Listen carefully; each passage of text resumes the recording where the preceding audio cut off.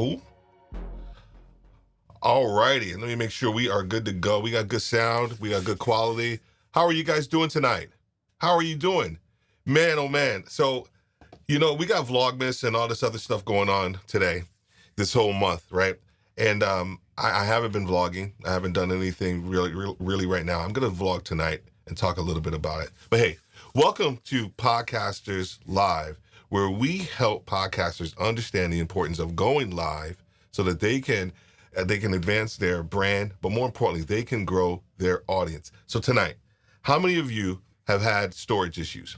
How many of you live stream? How many of you content creators are out there creating content? And next thing you know, you create 4 or 5 videos, especially with me using Ecamm, and we'll talk about that here in a second. You run out of storage, right? We are going to future-proof, hopefully, we're going to future-proof a little bit of your storage. So if you have questions about storage, if you have questions about a NAS, we are going to talk about, not NAS the rapper, but NAS the storage system. We'll talk a little bit about that tonight.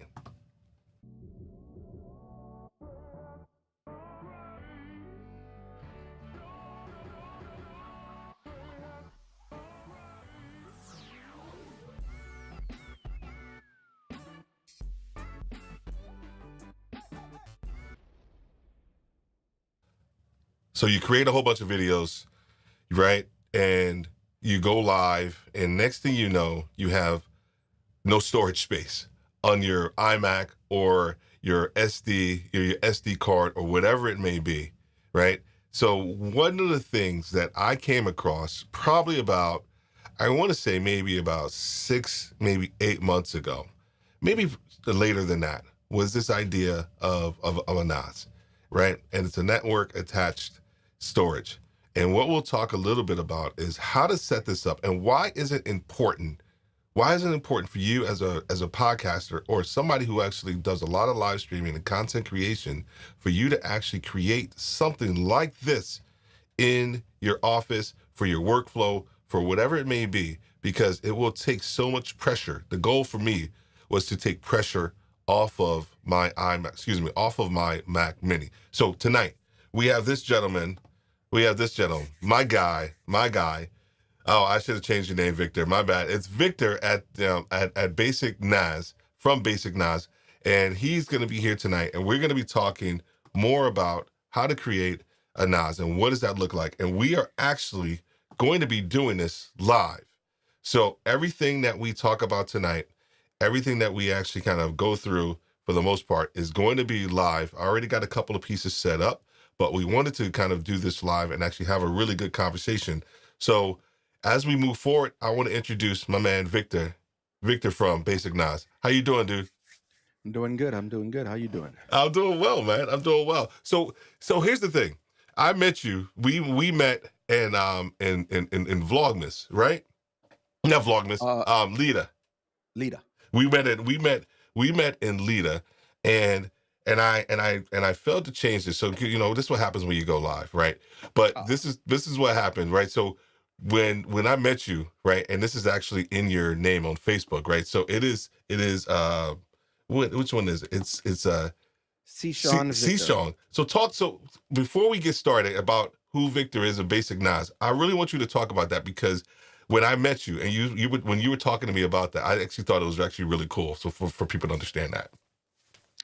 Yeah. So basically for the last few years, I've been working in IT, and it's a corporate IT. So this is not, normally just your house, your house internet, your house structure and stuff like that. So for about 4 or 5 years now, I've been in corporate IT. And the reason I started BasicNAS, which is interesting because I noticed the NAS part, unlike what you're working with, which is the network attached storage, for my website and my name, the NAS stands for networking and streaming. Awesome. And to me, the basic is very important, because I realized by seeing a lot of people in the community, they don't seem to have a grasp of the very basics. I mean, when it comes to networking, most people will be like, oh, that's your router, that's your cabling, that's all your stuff. Yeah. There's more involved with that, especially when you're talking about streaming. You got upload speed. Some people are like, What's upload speed? You ask that famous question. So, do you have good internet? Oh, my internet's great. I could watch YouTube. I could watch Netflix. No, that's not answering my question. Do a network speed and tell me your numbers. Yeah, yeah. So, Well, dude, listen to me, man. You've been my go-to guy for this back office aspect of storage and live streaming and trying to kind of get the best out of my equipment and all these other things. And so, one, I just want to thank you for being here tonight and actually just connecting with me.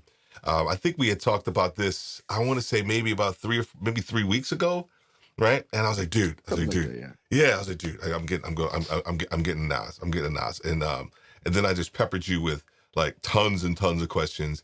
I peppered you with so many questions that honestly I felt bad because you Oh, would no, probably no, no, no, no. no, Here's no. why. Here's why. Because you would probably charge an arm and a leg, for the information that you Well, my were. company would. My Yeah, company would. your company would. I'm salary. Trust me. I ain't making that. I'm making that cheddar. No, you would probably charge somebody, right, a fairly decent amount for the information that you and I were exchanging. I'm seriously, dude. It was like if anybody's just I want everybody to kind of understand this because it's super important because whether it's the content creator community, podcaster community, it's so important that people understand that people are willing to help. We have a saying Definitely. in my other live stream that I do with retail leadership with Steve Worthy, and that authenticity has no competition.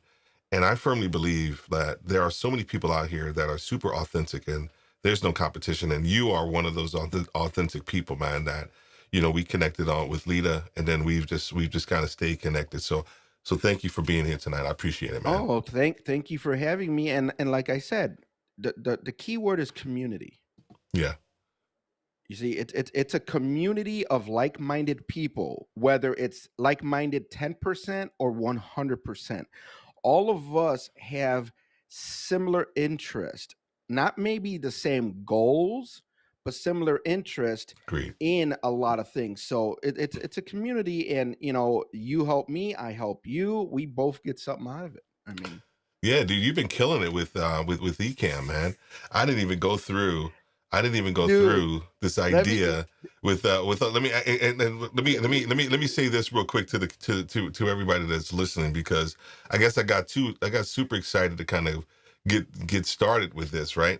But one of the things that I do want everybody to understand is that everything that you see here tonight is created through Ecamm Live, and the reason I'm okay with actually stopping in the middle of this kind of sort of introduction with Victor is because we'll probably talk a little bit about Ecamm because he has Ecamm and we are super fans of Ecamm.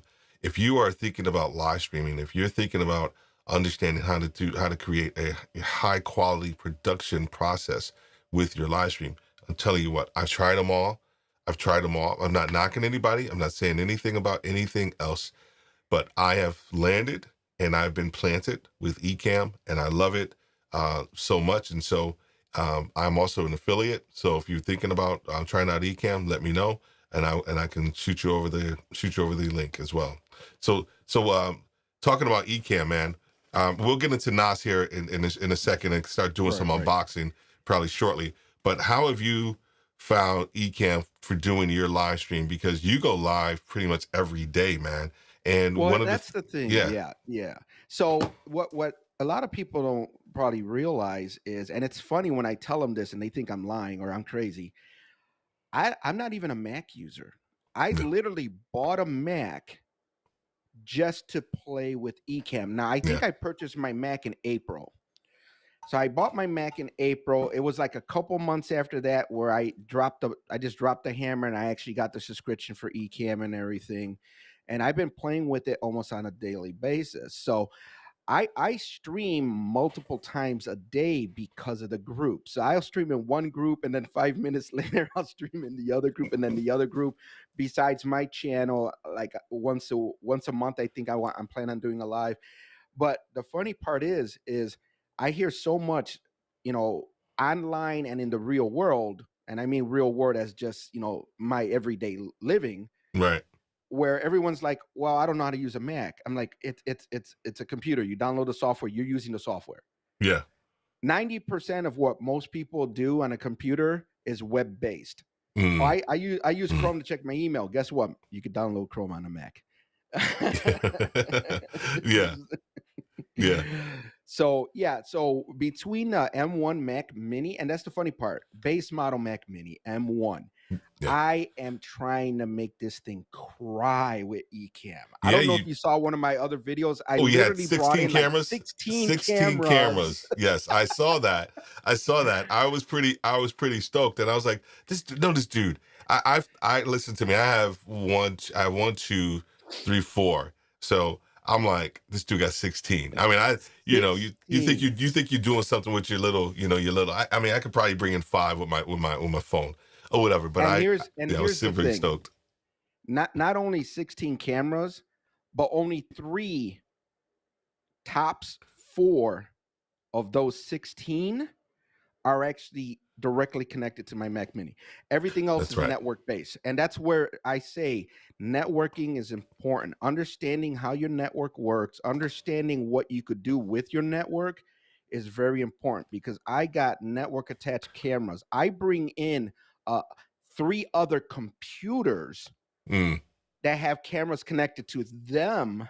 yeah. That way I could bring that into Ecamm and use them as if they were actually my own cameras. That's All how right, I do dude, it you jumping now. ahead. You jumping ahead, Yeah, man. yeah, yeah. I'm sorry. I'm sorry. No, not just you. Me too. We I jump just go. because no. In the context, because we do have a gear segment, and I Yeah, want to make yeah. sure that. So hey, if you are in the community, if you're out there in the audience, you have a question, you have a comment, as we go through that, as we go through this process of kind of doing an unboxing real quick of the NAS, and also also the hard drives and everything like that, and then kind of getting the setup.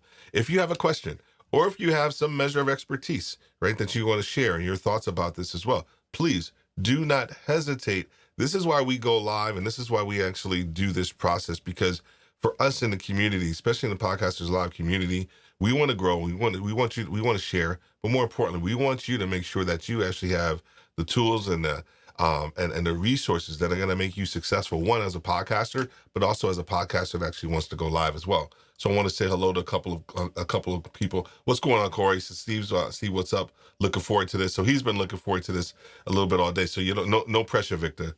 No pressure. Corey's been looking forward to this. What's going on, Roy? How you doing, big guy? Good to see you, man. Good to see you. Ecamm Live definitely rocks. All right, so let's do some unboxing, man. I'm gonna move my You don't need no keyboard, man. I know, right? I got my guy right here, and we'll talk about your favorite piece, which is something that's actually already on my desk as well, that you'll see. So I apologize already if there is for the sound, people.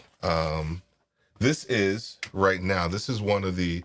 What is this, Victor? I'll let you do the narration as I unbox.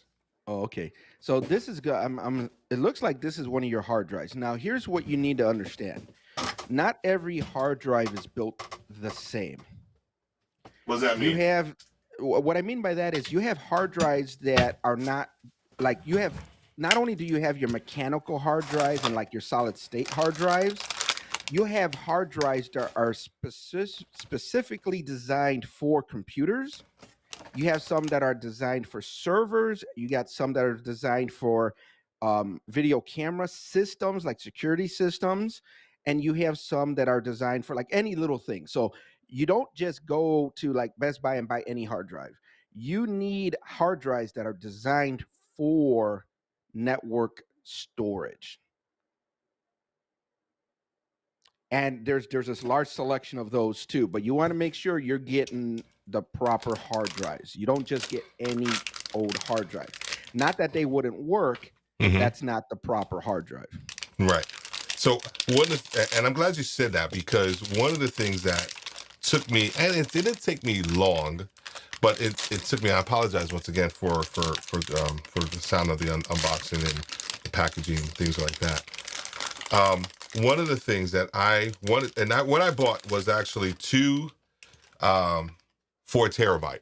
So about two 4 terabyte, and we could talk about RAD and all of that stuff here in a second too. Once we kind of get it all set up, but those were some of the questions that I was asking you about, like what actually should I be looking at, and those what level of terabyte and storage actually should I be getting, or should I go for SSD?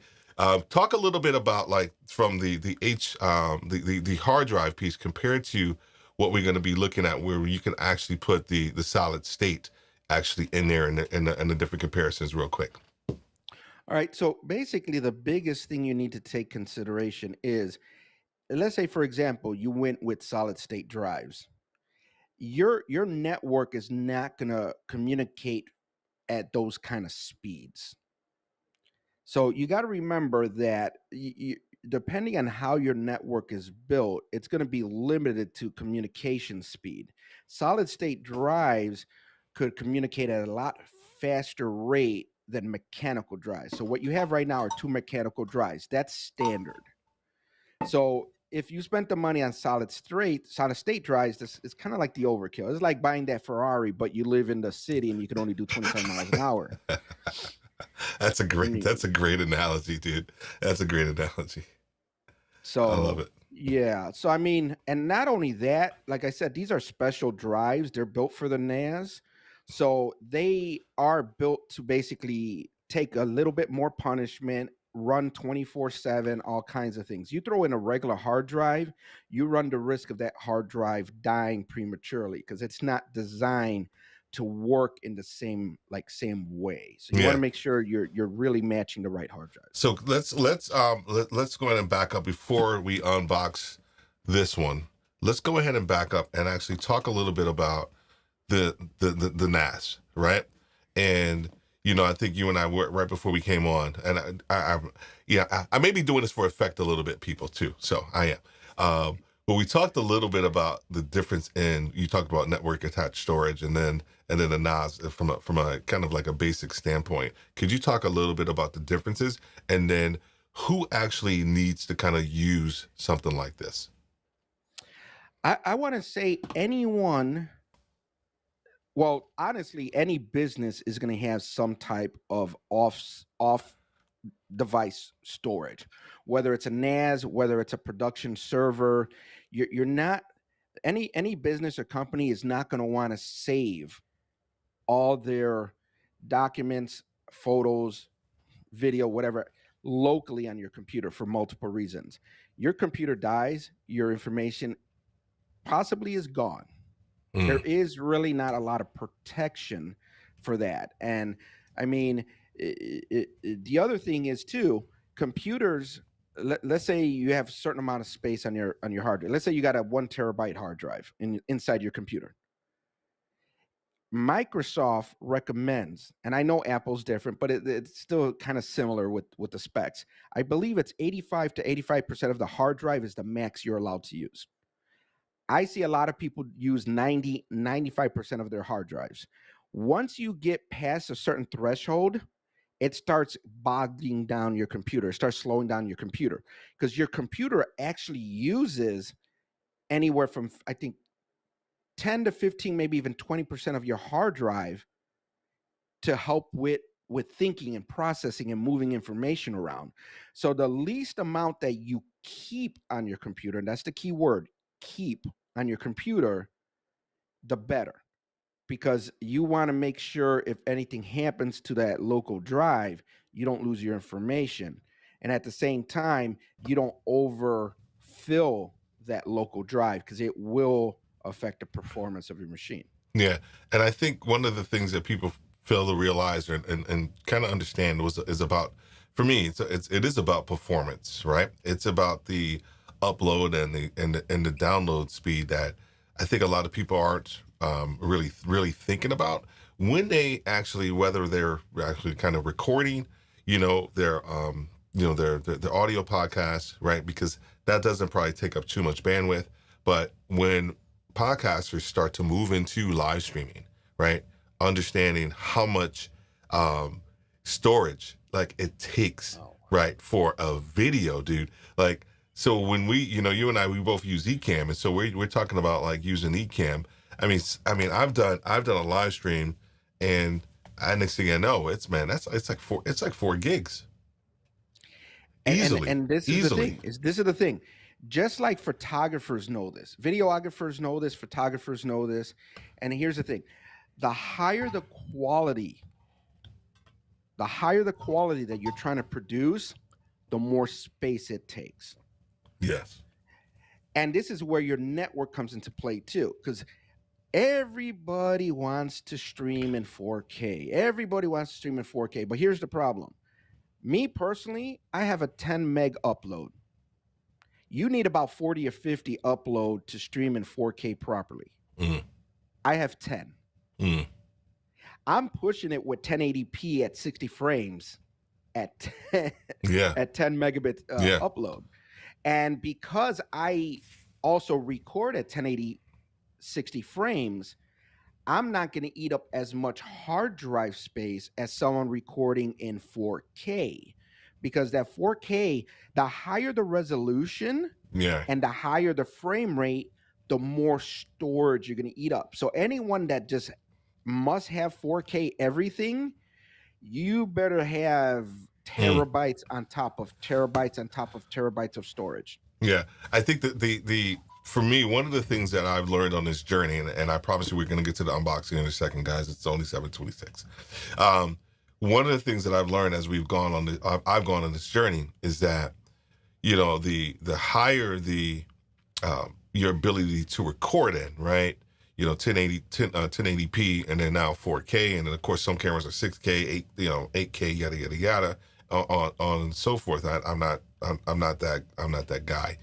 But what I realized was that I can actually you can live stream and shoot videos in there, but then when it comes time to actually edit it and kind of render it down, if you will, I won't say it's easier, but the initial storage space, and you can correct me if I'm wrong. I'm strictly speaking from a layman's standpoint, and you can correct me 100%, dude, if I'm wrong. When you record at a higher resolution, your ability to render it down, I won't say it's easier, but it allows you to have a higher quality because you've already recorded it in a higher quality, and you let me know if that's correct or not. I've heard a lot of people say that. Like when and here's the difference. And it's up to you to decide.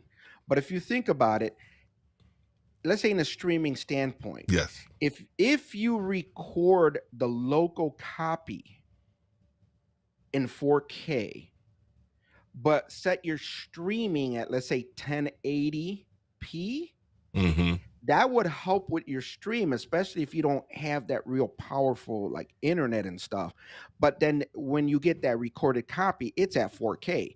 Now, especially if you're good at like video editing and everything, you take that higher quality, and just like you said, you could like bring it down, and not only bring it down, like let's say you record in 4K. Yeah. And then you want to like edit it and bring it down to like 1080p.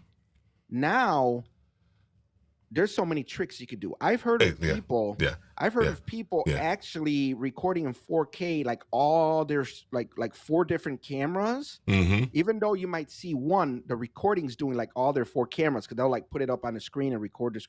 I don't know how they do it. It's like a little more advanced. But now that the 4K recording has all 4 cameras, Mm-hmm. when they down it to 1080, they could focus on one camera. Right. And then when they do their editing, they could make it like switch from one camera to the other, to the other, to the other, just through the actual video footage. And you're not going to downgrade a lot. There's a couple people I think I've seen in like the Ecamm community that does that, and I can't remember his name. Ken. His name is Ken. And I think you actually provided an answer in the Ecamm community, because someone was asking, can you video record 4 different camera angles in Ecamm? You remember? Wasn't that you? I thought that was I you that don't think it actually. was me. No, So no, I okay, don't think so I was the one that answered it, but I think when they answered it, they like linked his video and I started yes, watching his video and I'm yes, like, okay, it's a little bit of a trick. It's not like if you got an A10, MIDI and doing like the source recording or whatever it's called, ISO recording, correct, but the correct. A10 mini is not going to do 4K anyways. So this was like a little hack Yeah, that he yeah, does in order yes. to record like the multiple scenes. He records them in 4K. That way, when he edits it, he downgrades them to 1080 and he could Boom. focus on the actual one camera. And it was amazing. Oh yeah. I thought it was amazing when he did it. Hey, I want to make sure that we what's going on? What's up, yo? That has to be none other than Mr. James Hicks. And here's the thing with James Hicks, and I will actually and Junaid, who's actually on JP High Tech's show tonight. So I actually have James and Junaid next week. So be on the lookout for the marketing. That's actually probably be, it'll probably come up tonight for James and also for Junaid Ahmed, James Hicks and Junaid Ahmed for next week. That show is going to be like off the chain. You want to talk about studios and setup and technology and how to grow your podcast? Let me tell you what. You don't want to miss that show. You don't want to miss that show. All right, so let's go ahead and get back to this whole process of kind of unboxing. This is my baby. Okay, I got. I don't know how many. Go ahead, man. I was gonna say, let's not forget the little white box that you got over there. You know what? This is important. You want to This talk is about this important. real quick because Yes, I do. we had a discussion on this one the other day because I was trying to figure out how do we connect because I'll give everybody an example of what happened when I first started streaming. I used Wi-Fi. Mistake number one. Don't ever do that. I always think about landline. And so what I ended up doing was I actually ended up creating and having my because this is the basement and I have the little the router that's actually in that room on that side as well too. Lost your audio. Thank you, sir. When I switched scenes, it muted it. So I have an Ethernet that actually runs through the drop ceiling that actually kind of comes down into this room. And so when I was speaking with Victor about this whole process, he was like, "You need a switcher. You need a network switcher." And so he gave me some different suggestions. So talk to everybody why that piece is so important to this overall process before we even get into this. Yeah. So what happens is you already had one cable routed to your area. And I believe you were saying that you had to run a second cable. And I was like, why? Yeah. Get a switch. And I have multiple in my house. My network is insane for a house, just to let you know. But what it is you get a network switch. You take the one cable you already have, you plug it into that switch, and depending on the size of the switch, you have now 4, 5, 8, 16, 24, 48 additional connections. So let's say you have 5 different devices in that room that you could run a cable to. Instead of running 5 or 6 cables down, Yeah. you run one cable down, make sure it's the right cable, and you get a switch, make sure it's the right switch, and then you connect all these other cables. Now, here's what's important because I'm surprised they still sell these things. When you get a switch, you have to decide if you want a managed or unmanaged switch. That's one. But here's where I'm surprised. You could probably still end up getting a real nice cheap switch for like $5 and then realize that you look right at it and it says fast Ethernet 10 by 100. Yeah. You don't want that. You want gigabit switches at a minimum. Yeah, I'm listening That's important because you're talking about the communication. And what's important is making sure, and this is why I started my channel, making sure all your hardware, all your cabling, all your stuff for your network meet the same specifications, the same level. You could have a gigabit switch with a gigabit router and you use a fast Ethernet cable, you just downshifted all your communication down. Mm. So you want to make sure everything is at the same spec level. What does that mean, spec And level? well, a perfect example, you got a gigabit switch, right? Yes. You're not going to put a Cat 3 or Cat 5 cable. You're going to put a Cat 5e or Cat 6 or Cat 6a because those meet the minimum requirement, like the minimum speeds. You don't want to have a cable that can only do 100 meg, but yet your switch could do a gigabit. You got a gigabit network, especially people are spending that money for that gigabit network. You put the wrong cable, and then next thing you know, you're going to be like doing a speed test. Or how come I got a gigabit, package, and I'm only doing 95 meg, download speed? Yeah. And then you realize you got the wrong cable. Right now, I'm going to make it easy for everybody. You're going to buy a cable, 6A. Don't even think about it. 6A, boom, go, buy. Don't do 7, don't do 9 or whatever they are. 6A, you're good to go. For the Ethernet. For the Ethernet cable. Any device at a minimum, like these switches, if they don't say gigabit, don't even bother. If any of them say they have, like my network has one port on my router. There's one port that's actually a 10 gig port. That way, if I ever decided to run like a 10 gig cable and get like a 10 gig NIC card on a computer or whatever, that way I could communicate at 10 gig, I could do it. But anything less than a gigabit, you don't even want to mess with. So some people have like old switches from like 10, 15 years ago. It's not that they're not going to work. Just understand, if you have a network that does more, and it's not just a network, and I think this is where people get confused. You got your local network and you have your wide area network. Local communication depends on your hardware. So like my Mac Mini communicates with the Ethernet cable of 1 gig. So I want a 1 gig cable coming out of that, going to my 1 gig NAS or my 1 gig switch. I want all that local communication. Some people might say, well, my internet's only 100 down. Why do I care about a gig? That's wide area network. Right. Your internet here's a perfect example. Your internet could go down right now, but you're still going to be able to communicate with your NAS. Why? Because that's your local area network. You're communicating between your computer and your NAS has zero to do with your internet. Your internet is only for anything that is leaving your property. Yeah. And a lot of people don't understand that. Yeah. This is the one that I picked up. So this is the one you are recommended, and this is the one that I picked up. The what the hell is it? The Unified. That's a Unified. The Unified. Yeah. So that's the one that I picked up. That's right here.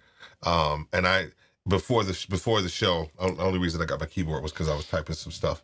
So before the show, I actually already set it up. I have my Ethernet that I'm running from the router that comes down from the ceiling. And then I have my Ethernet that's already attached going actually into my Mac Mini. So let's go ahead and get to the Pierre Resistance.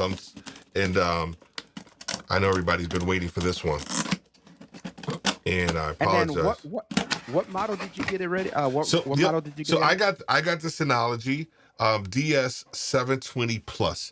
And here's and you can, once again, and this is a 2-bay, but it's expandable.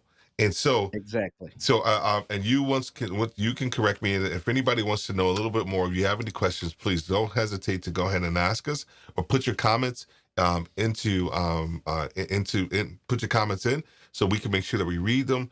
But if you have any questions as to if you actually use a NAS, let me ask you if you actually use a NAS right now. Is it NAS or NAS? See, when I say NAS, I think of a rapper because I'm from New York. But when I think it's NAS. So I think it's NAS. Anyway, but if you have a NAS, or if you're thinking about it, please go ahead and let me know, and let us know in the comments.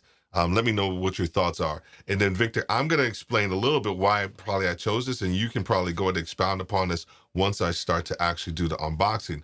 Is because when I started thinking about it, I started thinking about my use case. everything that I try to do, within whether it's creating a podcast or where doing a live stream, creating videos, right, doing training, I try to look at the workflow and then also look at the capacity of what I may need and what whether or not I don't want to do overkill or what we call in the eCam community gas, right, which is gear acquisition syndrome, right? We can get I'm looking at the 7 bay, 5 bay, and I'm like, dude, I'm not doing that type of work. I'm not creating that type of content. But however, I do eventually want to be able to consistently create that level of content. And so what I wanted to do was I wanted to have something that was expandable and that could actually grow with me as I grow within my content. And so that's why I picked the DS720 Plus, because it is a 2 bay. Even that the fact that it's a 2 bay, there is actually a switch, and we'll show you that switch here in a second, where I can actually add. I wouldn't add if I was at that point, I probably wouldn't add another 2 bay on. I'd probably add another 4 bay or something like that if I needed Well, to or whatever. you actually don't have an option on the add-on, because I believe they only have a certain model that is the add-on, Mm-hmm. and the add-on is a 5 bay. So this is I the got way you. the name works. This is the way the name works. Go for It's it a while I'm two boxed. bay. Yeah. So the DS stands for, I believe, desk station, because it's a desktop model. It's not a rack mounted model. And then the first letter is the maximum number of bays. But that might confuse you, because you're like, well, wait, why is it a 7 if it's only got 2 bays? It's because the max it could support is 7 by having the expandable attachment to it. Now, if I'm not mistaken, they only have probably one that would work with that model, which will expand it to 5 additional bays. And that's where the 7 comes from. It's a total of 7 bays. And then the other two numbers, like the 20, I believe that's the year it came out. So it's a 7 bay max system. So that's where the 7 comes from. And then the 20 is because the model was came out in the year 2020. 100% correct. And here's why. Because I watched like 10, maybe 15 videos. I watched like 10 or 15 videos on this dude. And you are 100% correct, man. And here's a crazy part, right? When you're looking at videos and things like that, right? You're like, man, those things are huge. Man, the form factor is super small. I mean, I got pretty big hands anyway, but it's actually not that big. Yeah, It is. I actually have the 920. Mm-hmm, So it comes with 4 bays, and if I was to get the expansion, it'll add another 5. mm-hmm.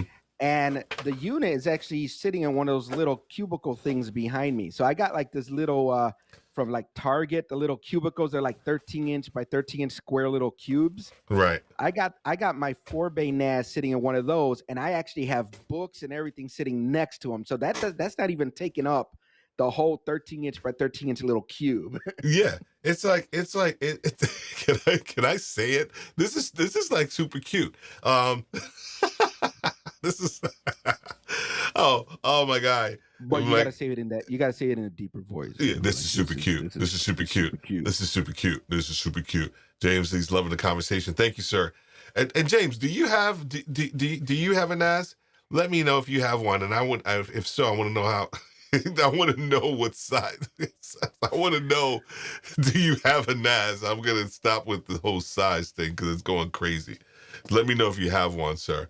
So we make it. I want to make sure that we get your conversation in there. If anybody else actually has one or you're thinking about one, please don't hesitate to go in and say something about it as well.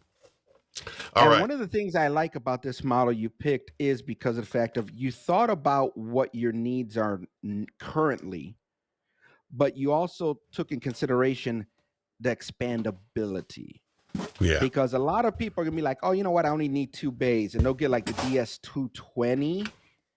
But then next thing you know, if you get let's say 2 hard drives at 4 terabytes a piece, and if you're able to rate them, I'm not positive you could RAID only 2 hard drives. I think you need at least 3 to do like a RAID 5. Yeah, because you can do well, you can do SHR, and we'll talk You about could do the you could do the SHR, but then what's that going to too. happen is that 4 terabytes is not going to actually be like instead of being 8 terabytes, and this is where people get confused with the math. Yeah, You're going to be putting in 2 4 terabyte hard drives where you're going to think, okay, that's 8 terabytes. But as soon as you do the SHR, yeah, it drops to 4 terabytes. Why? Because it's the protection, it's the cloning back and forth and all that stuff. And the next thing you know, you run out of those 4, terabytes of space. You're like, okay, well, what am I going to do? Well, you don't have any more bays, so you can't pop in another hard drive to do a small expansion. You're going to have to pull both of those hard drives out, or at least one of those hard drives out, and put in like an 8 or a 12, or you might have to pull out both to have the proper communication, because you only have 2 bays to have the proper sizing. Then you take the 2 4s out and you got to put in 2 8s, and then now you got to figure out how you're going to move all that data around. correct. So I know there's a way you could do it. I don't know it personally, but there's nothing wrong with a 2 bay, Mm-hmm. as long as you take in consideration the expandability. Most people that do stuff like for a business or higher end, they're going to be like, well, you know what? I don't care. In 2 years, I'm going to buy a new one anyways. Yeah.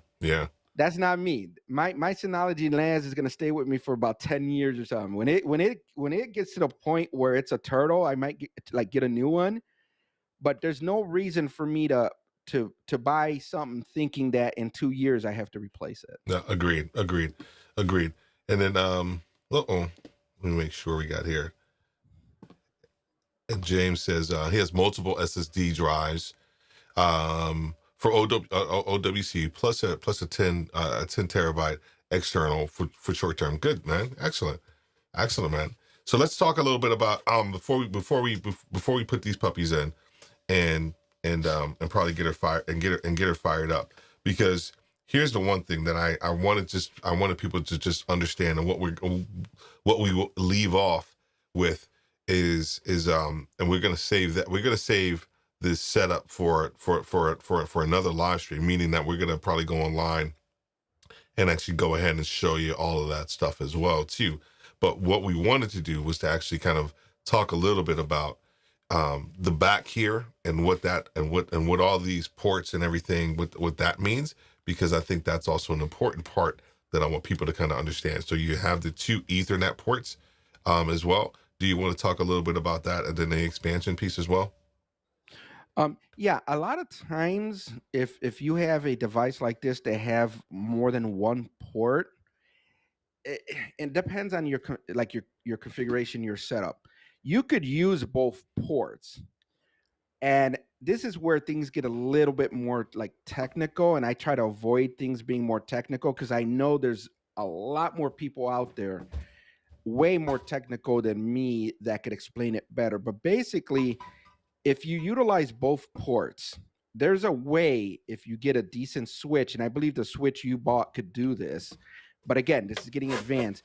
You could take the 2 cables out of that device, connect the 2 cables to the switch, and then on the switch, if you enter the software and everything, you could basically tell it to make it run like if it was 1 cable. So you just kind of like double your speed of communication. So instead of your device communicating at a gigabit of speed, you could get like 2 gigabits of speed. The only reason I wouldn't recommend it is, one, the little bit of a complication for the setup, and 2, you have to have a computer that could run more than 1 gig of speed. But here's the flip side. It's also like protection. Let's say you run the 2 cables and something happens where one of your cables go bad, or the port on your switch goes bad. Your NAS is still going to be accessible because it's just going to work on the other cable. So there's benefits to using both cables, but at the same time, that's more, again, it's like leading more to like a business corporate setup where you need all that. I believe it's called fault tolerance. You want to have multiple devices with multiple cables. That way, if one goes down, the other one just takes over. Okay. And then James says, make sure your ESD is grounded first. as well. So as we move ESD, James, you know I'm a novice, man, with some of this tech stuff, man. You know what I'm saying? What is ESD? So me, it's not just me. Somebody's gonna be looking at this on a replay, and they're gonna be like, "What the heck is an ESD?" I'm wondering off the top of my head too. What's the Yeah. ESD? So so what I'm gonna do is for the sake of I know time. I seen it before, but off the top of my head, it's not clicking ESD. Yeah. So for the sake of time, and making sure, you know what? What? Electrostatic discharge. Oh. I said it before I saw you type it. Oh, okay. Okay. Before you open the case, make sure you're electrostatic discharge. Okay. Yeah, we're not opening the case. No. That's when you're working. They'll end up shocking you the could get internals like a little bit. get like you basically you want to ground yourself. I get what he's saying now, but yeah, we're not opening the case. Oh, yeah. I'm not actually, because I know you can, the reason I say I know is because I've seen too many videos that I've watched where you can go in now, of course, increase the RAM, if I'm not mistaken. Yes. Right. But I am a super duper novice. And so as it relates to some of this tech stuff, and so I'm not doing that. I'm not going in there and actually, go ahead. Show me the bottom. I don't know if yours has the expansion. It does. Yes, it does. So you got those. Yeah, go ahead. No, go ahead. You want to talk about these two? Because here's the thing. A little bit, because I'm not that into it. But when I get something, when I got gas, I got full blown gas. And, don't tell me you bought them. Yes, don't tell me you bought the NVMEs. I did. Or the M.2s. Okay. I did, and I don't know where I put them at. I'm going to go to you to talk a little bit about it while I look for them. Yeah, and I would say you want to investigate the proper installation of those before you do it, because if I remember correctly, I think someone mentioned either installing them before you even try to set it up, or set it up first and then install them afterwards. But basically, at the bottom, there's like little pop-up. You could pop those little covers off, and you could install an M.2 drive. But I think it's an NVMe. It is. If I'm not mistaken, PCIe NVMe or something like that drive. And what that does is it acts as more, I think, cache or something like that. So it helps improve the performance of the NAS. 100%, and you're spot on. And I'm gonna sound like I'm an expert, but I'm not. But you're spot on, because one of the things that I realized that I was thinking about was taking. See, here's the thing. If anybody's listening to this, you have to think about your use case, right? Diana Gladney talks so much about this. Your use case with equipment, technology, whatever it may be. And if you are not thinking about your use case and you're just buying something to actually buy it, right? Kind of shame on you. I always think about my use case. So one of the things that I was thinking about when I looked at this was the ability to be able to kind of work off of this as much as I possibly can, and take some of the pressure, if I can, off of my Mac. Some people have bought two Mac Minis, one for streaming and one for actually doing other stuff. I didn't want to do that. I wanted to be able to have the ability to actually just, be able to kind of just keep, buy one Mac and actually just kind of utilize this cache system to actually kind of work off of this. Go ahead. You got something to say? Well, what I was going to say is, if this was your line of thinking, you either need to talk to someone way more knowledgeable than me, because you might have bought something that you don't need. And I'm going to explain why. The speed that your Mac could communicate with its internal storage is so crazy fast. 100%. And this is going to be my recommendation for everybody. If you are going to do like video editing and all that stuff, you're going to want to do that either locally on the computer, or I think someone was mentioning that they got like, I guess, some high-end SSDs and stuff like that are directly connected to like the Thunderbolt port and all that stuff. That's how you want to do your video editing and everything. You got to think of the NAS as your storage. Once you're done editing that video, once you're done moving it into YouTube or whatever platform, and you want to put it away, Yeah. then you throw it in the NAS. If you ever need it, then you download it back to your computer. You do all your rendering, all your editing, all your stuff. You upload it to your whatever you want, and then you move it back to your NAS. You got to remember, think of the NAS as your storage. Now, here's the flip side. Yeah. If you want to actually edit and everything from the NAS, you need a way higher end NAS and network, because then for you to do local editing and like editing right off the NAS, you're going to want to set up a 10 gigabit network. That is where you're going to get the speed. If you're not going to do 10 gigabit, which is going to be pretty expensive, you got to have that mindset. The NAS is storage. Yeah. Work on it, do what you're going to do, put it away. Yep, On the NAS. 100%, 100% agree with you with the storage piece. The only other thing though that the NAS does allow me to do, because I do have and work with people that are on different sides of the world, and we exchange documents, we exchange content constantly. They're either 12 hours ahead or sometimes 12 hours behind. And so so my use case was also for allowing them to be able to actually go in and actually network into the system, and actually they can actually work on documents within the NAS, and actually I can actually go in. So we got Google Docs, right? We got Google Docs, we got Dropbox, we got all of these things. But for me, it was more along the lines of actually, because as Worthy Retail U grows, as Podcasters Live grow, as Steve Worthy Voiceover grows, all these different pieces kind of grow.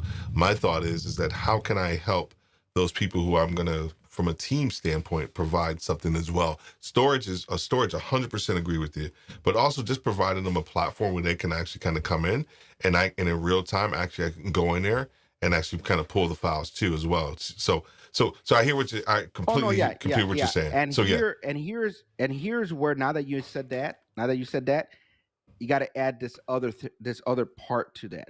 So let's say I'm not even on the other side of the world. Let's say you were giving me access to your NAS. Here's the situation now. Go for it. And this is where it's important. Now it depends on your upload, because you're going outside of your house. So let's say you're me with that 10 meg upload, and not, the fancy guy with his 40 meg or whatever upload.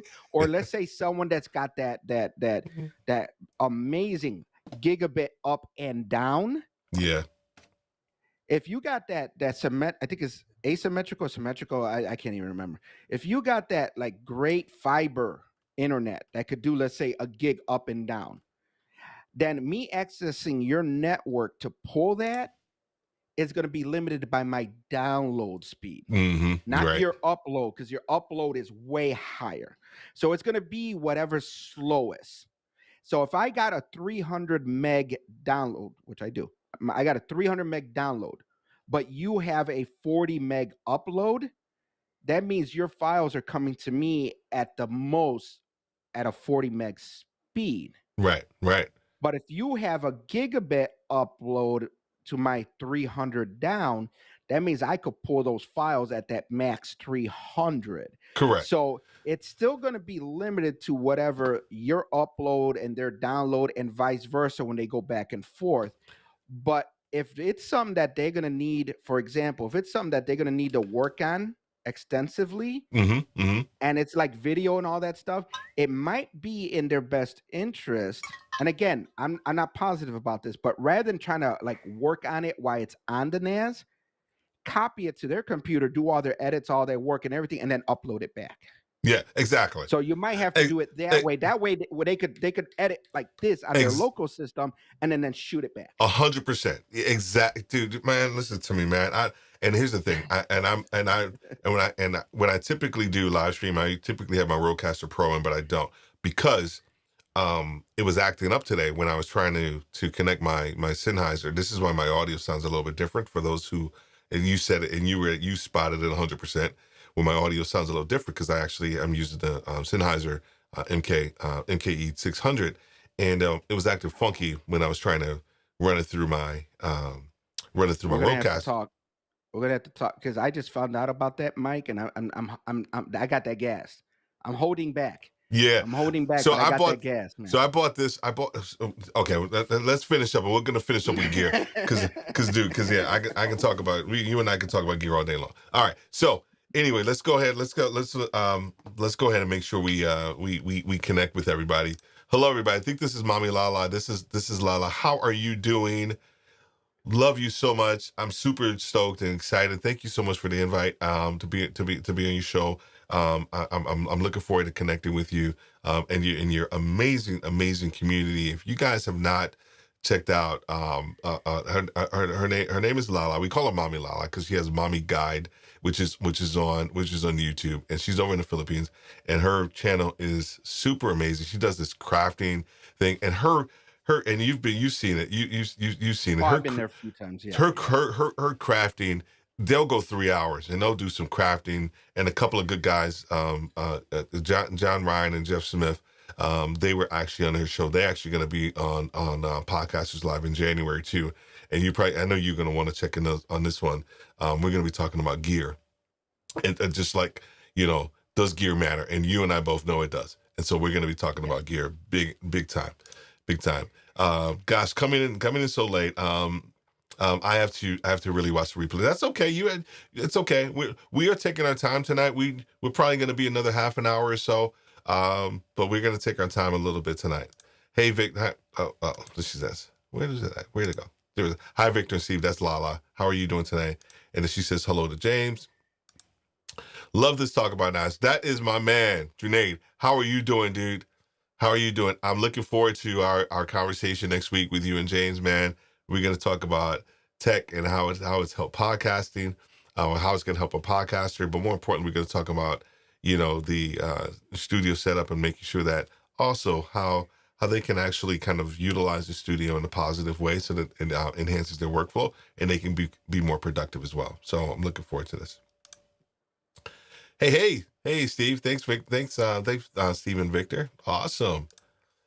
Yeah, J.A. and John, super cool. They are. Hey, Junaid, and doing excellent. Good. I'm glad you're doing great. All right. So here's the one thing that I do have going on, just in case, because I have a whole bunch of wires kind of going through, and I didn't want to add another wire, and so this is live. It is what it is.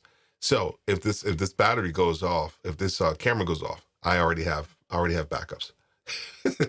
I already have like two or three. I have like two or three backups from a. This is a. Oh, I could show you. I could show you some nice gear to help you with that too. Oh, I been listening to me, man. I got that Power Junkie, man. I love that Power Junkie blind spot. Oh, okay. We'll talk about that here in a second. All right. Well, we got a couple people coming in here too. Just got done with a live stream with JP Tech. Yes, you know what? Janae, this has to be Janae. I missed it, of course, because I was starting this process, but I was able to kind of say hi to you guys at the very beginning. I got to go check the replay on that one. 100%. I'm looking forward to it. And then hi, Lala. So, all right. So let's go ahead. We're not going to talk about cache, right? I'm going to say that for another episode. Right? We're not going to talk about any memory storage or anything like that because I'm not changing any memory storage. I'm not adjusting anything. I'm taking this as is. This is a Synology. Oh, Lord have mercy. DS720. DS720. This is a Synology DS720 that is expandable. And I'm glad if you missed what Victor said, was that this is a DS720 Plus, which allows me to expand. However, the first letter, which is 7, the first number, which is 7, is the total number that I'm able to expand to. So this is a 2-bay. This is the 2-bay Synology. I have the ability to expand by 5 more bays up to 7 if I needed to, which for me and what I'm doing right now, listen to me. God, listen to me. I hope I get to that point where I'm actually creating that level of content. Really, if I'm doing that, listen to me, man.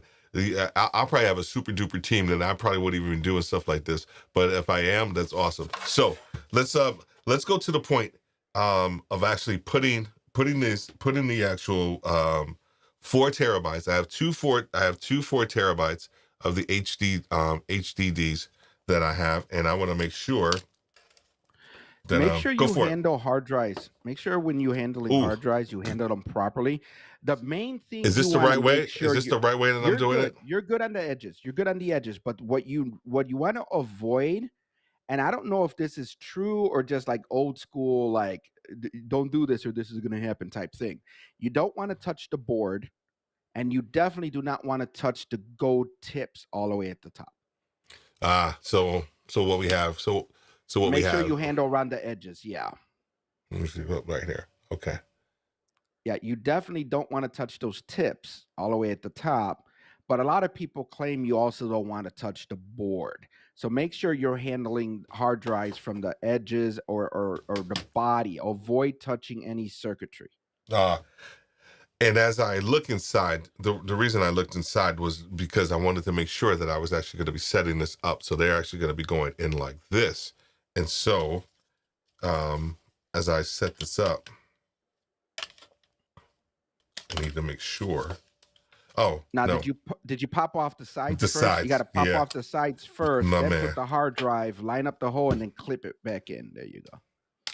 All right. Pop off the sides. Line up the hard drive. Uh-oh, don't touch the board. Oh, shoot. Actually, you don't slide it in. No? Just there you go. Just like Slide this? it up like even and just snap it in. Like that? Yep. And then just look through the sides.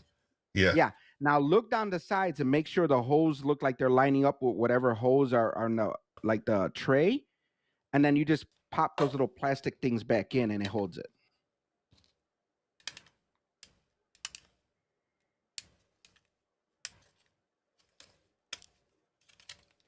And if I remember correctly, with mine, it was a little tricky, but I was able to get it in there. Uh-oh, hold on a second. Oh, there we go. I got the one side in.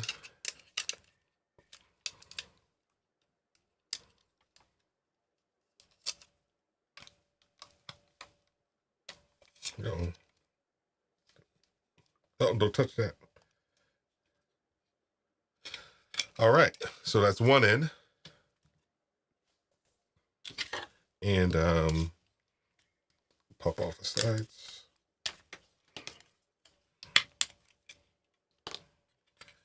With my head down, let me know if my camera goes out. Yeah, no, I will. Someone said plug and play. Well, close. There is some assembly required. Some assembly required, right? Oh, some assembly required. You got that right. All right.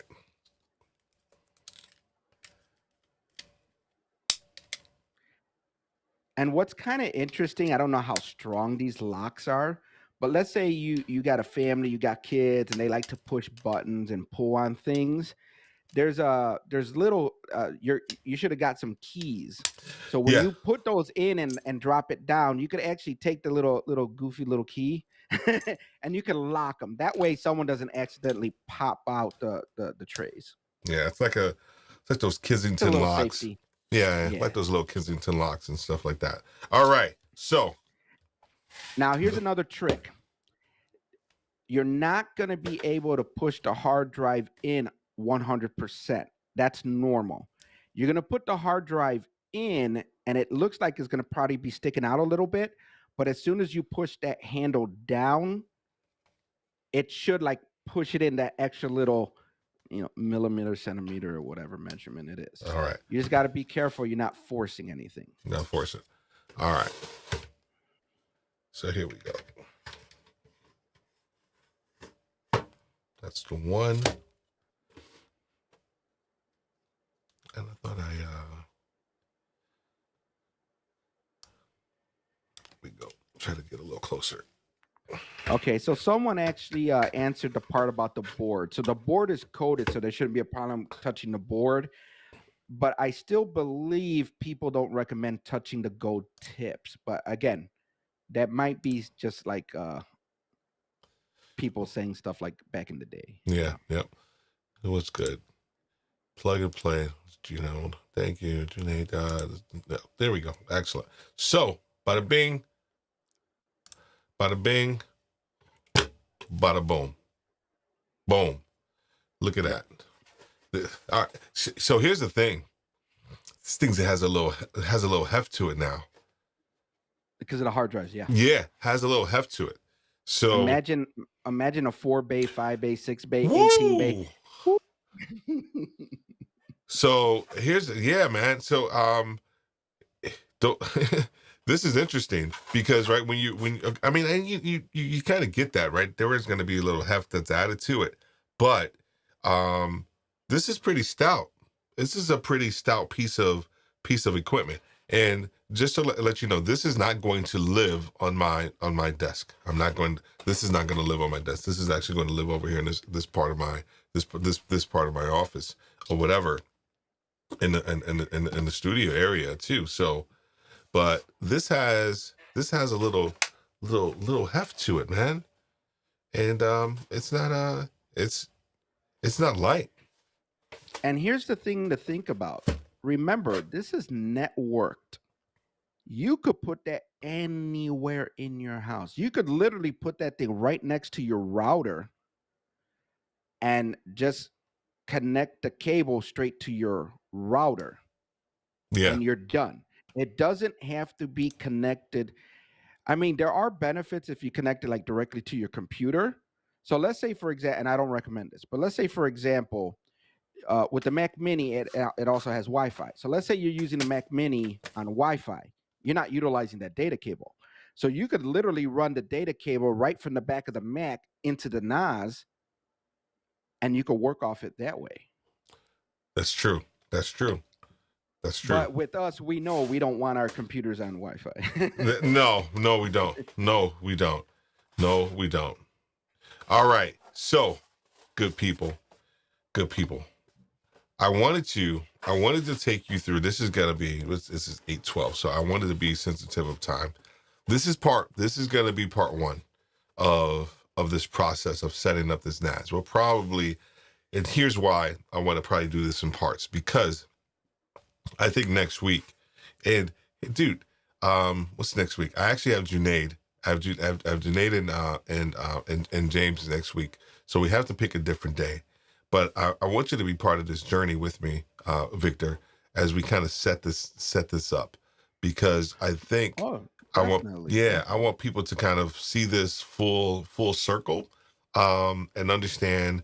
I want to close all the loops, right? We can do a quick, kind of like bringing people up to speed about the NAS, and then once we do this, I think the Pierre Resistance is actually going to be when we go in and set it up and actually talk about SHR and also the RAID system and all of that. I mean, the inability because probably won't be able to do it, but to talk about that, because I think that's where people are going to really they're going to get value from this, but they can also get value from us kind of talking a little bit about that process as well. And I think one of the things we need to talk about, because I think even when you were selecting your NAS, you had mentioned different brands, and I kind of pushed the Synology.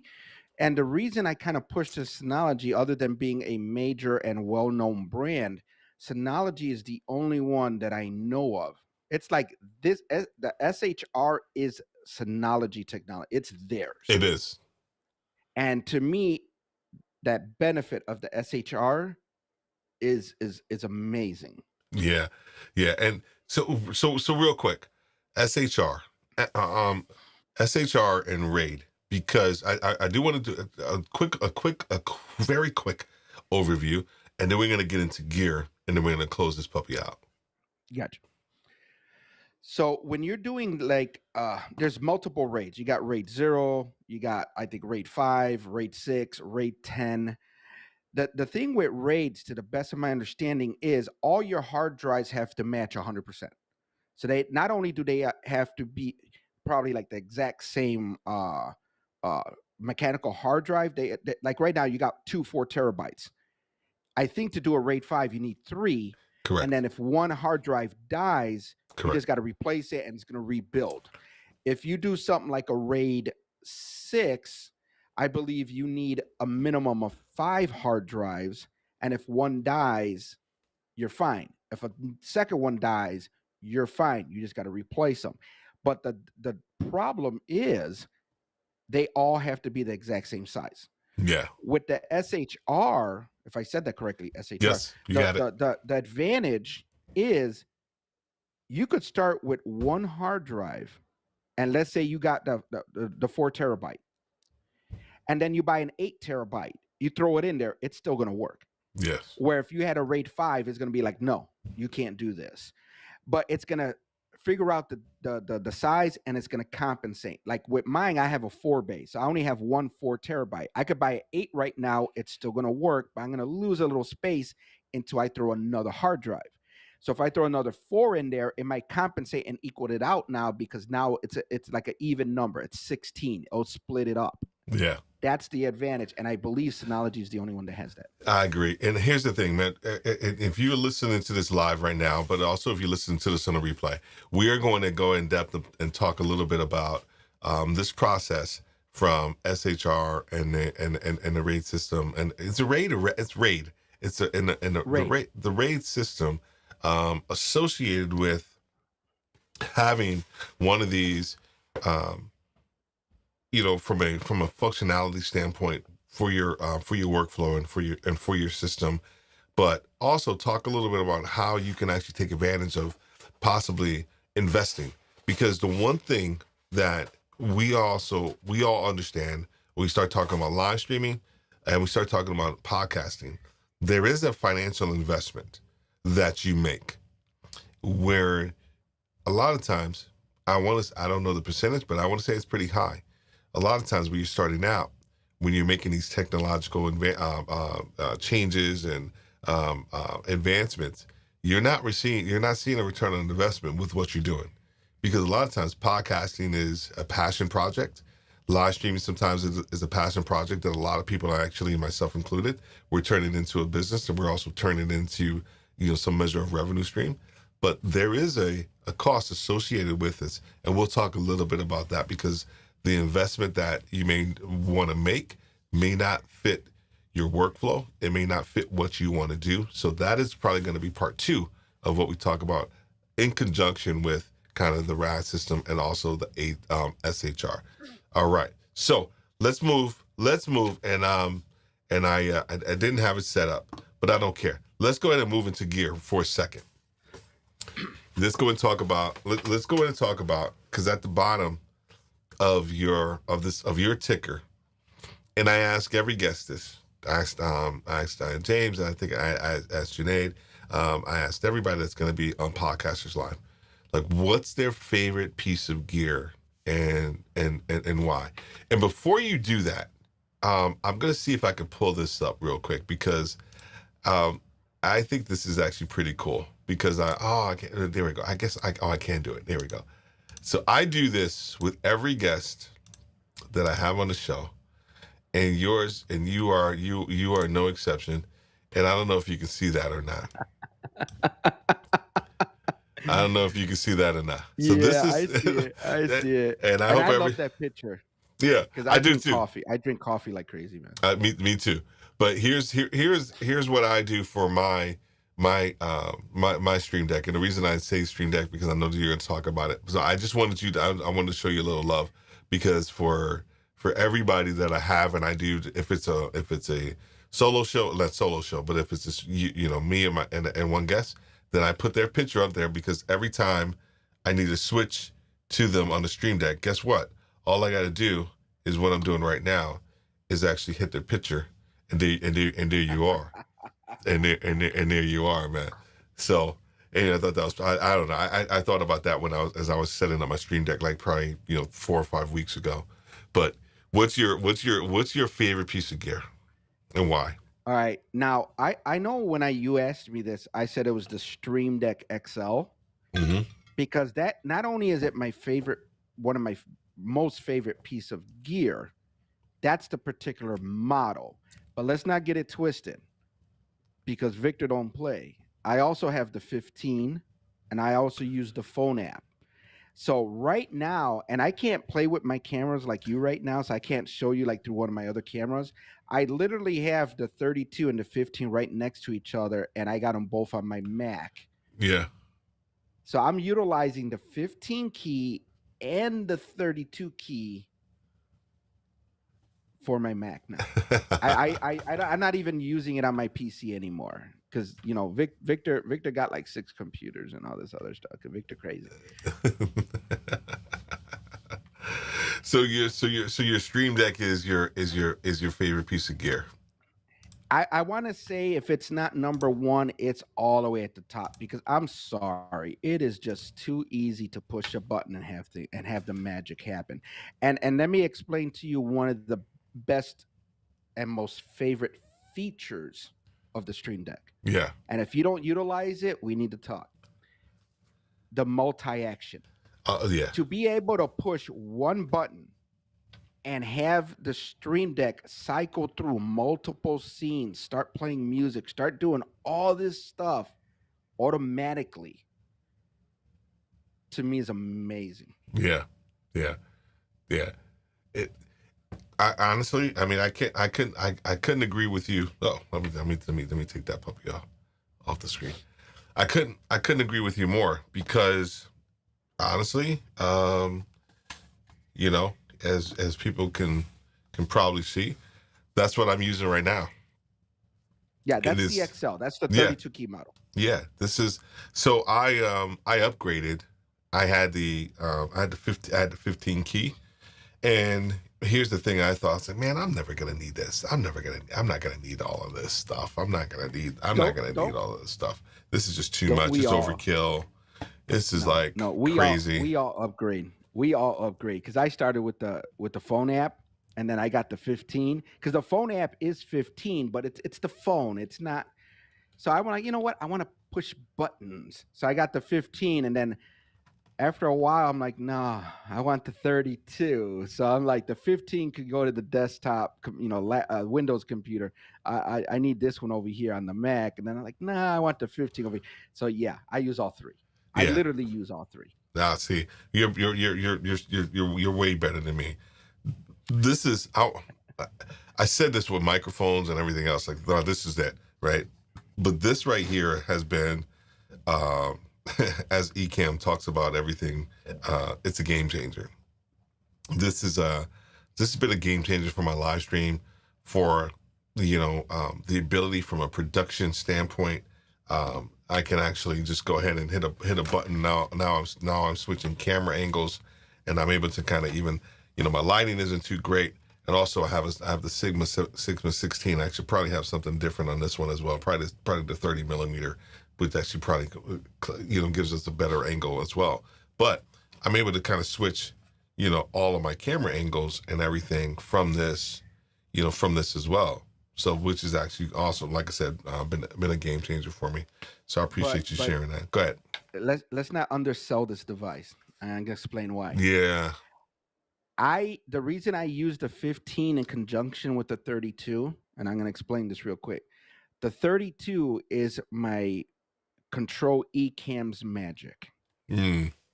The 15 now is what I use to open my programs, because you could literally configure a button to open YouTube, to open Facebook, to open your programs on your computer. 100%. So in my mind now, the 15 is the one I have set up to where if I want to open up Facebook right now, I just hit the button that says big F for Facebook or YouTube or Chrome. I use Chrome Remote to control a lot of my other computers. Single button, hit that button, boom, Chrome Remote opens up. I see all my computers. So once you learn how to use it a lot, especially in certain programs, yeah, it's like the sky's the limit, probably, depending on, and then they got hotkeys. I don't even know how to work hotkeys on a keyboard. Imagine programming hotkeys and just hitting the buttons. yeah. Well, there's a lot of people actually utilize this for their video editing too.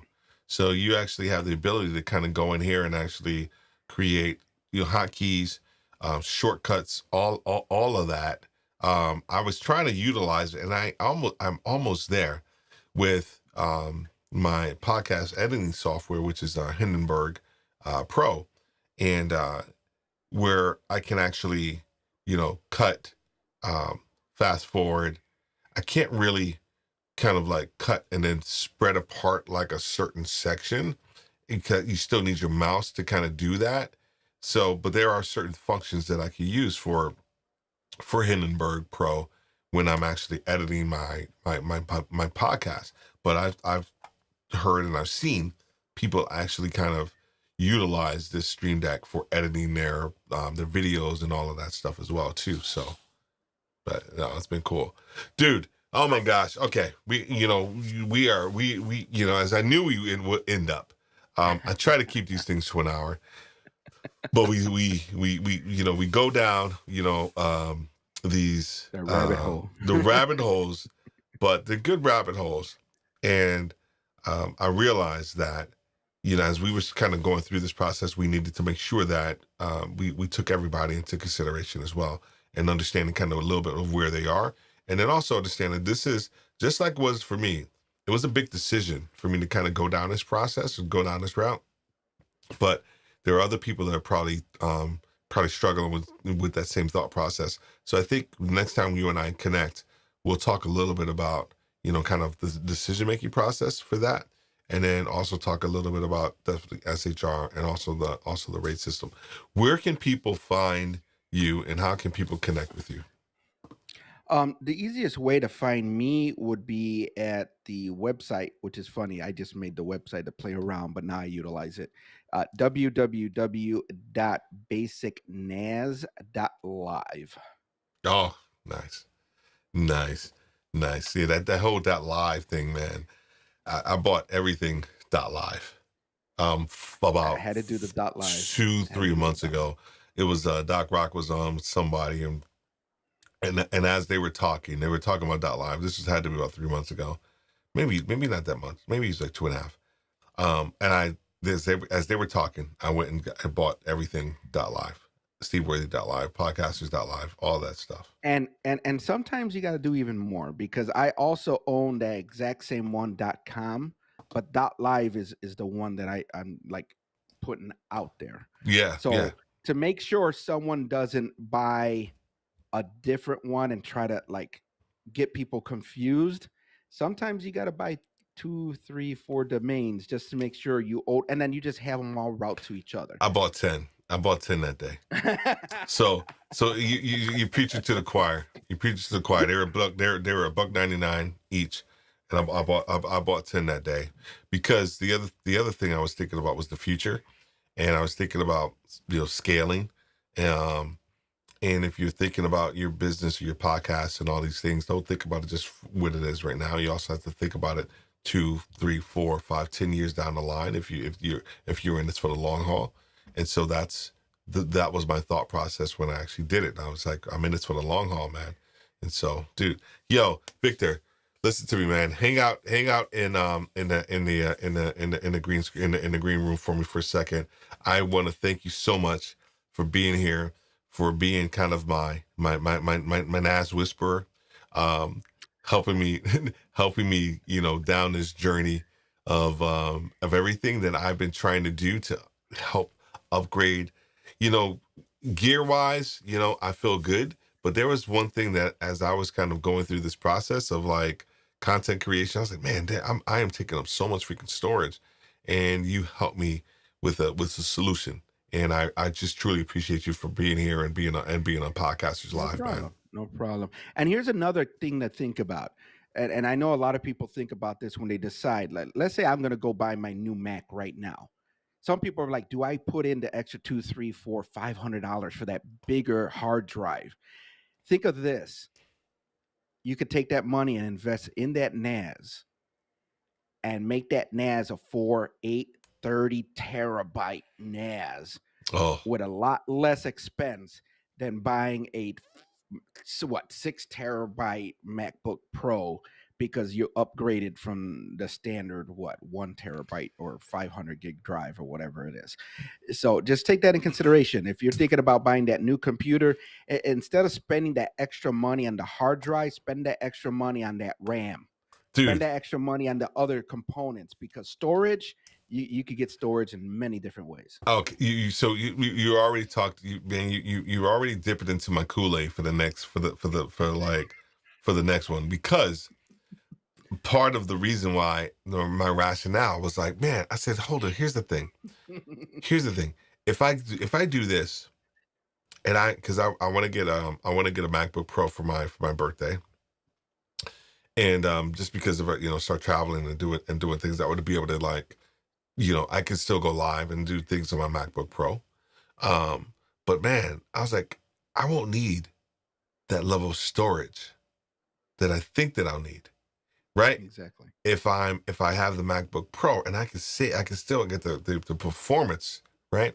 But I won't need that level of storage, because if I have the NAS, I can just go ahead and remotely connect it to the NAS and pull my documents over. And then guess what? When I'm finished documenting or Wow. even live streaming, guess what? I could take that, and then I can put that over NAS and take that weight, if you will, off of my MacBook Pro. Yeah, take that extra money and put it into a higher end processor, or more the RAM. Instead of the basic, what, 16 gig, spend that money on a 32 gig RAM. Or instead of the basic Pro, up it to the next Pro chip or something Yeah, like that. Don't spend it on the hard drive. man, dude. All right, I'm done talking to you. I appreciate you. Stay back. Stay back in the green room for a second. Oh my goodness. Wow. Too much information. My head is about to explode.